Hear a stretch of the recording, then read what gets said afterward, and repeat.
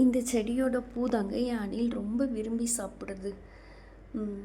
அதனால நான் என்ன பண்ணிட்டேன், மேலே இருக்க செடியை எடுத்துகிட்டு வந்து இங்கே வீட்டில் வச்சுட்டேன். சரி சாப்பிட்டோம் அப்படின்னு. பட் நான் வந்து இந்த இந்த செடியில் இருக்கிற பூவெல்லாம் பறிக்கவே மாட்டேன். யாராச்சும் பூ கேட்டாலும் தரமாட்டேன். எனக்கு வந்து செடியிலே தான் பூ இருக்கணும், அதை பார்த்து ரசிக்கணும், அப்படி தான் ஆசை. பட் இப்போ அணிலுக்காக எல்லா பூவையும் பறிச்சுட்டு வந்து இப்போ வீட்டில் வச்சிடுறது.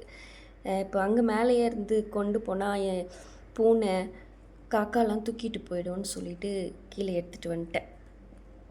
இந்த செடியை ரொம்ப அவன் அடம் பிடிச்சி எங்கள் வீட்டுக்காரர்கிட்ட வாங்கினாங்க. ஒரு வாட்டி ஏர்போர்ட்டில் பார்த்தேன்.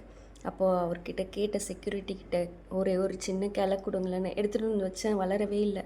அப்புறம் நர்சரியில் பார்த்துட்டு அடம் பிடிச்சி எனக்கு இந்த செடி வந்தே வேணும் அப்படின்னு அழுது வாங்கினேன்.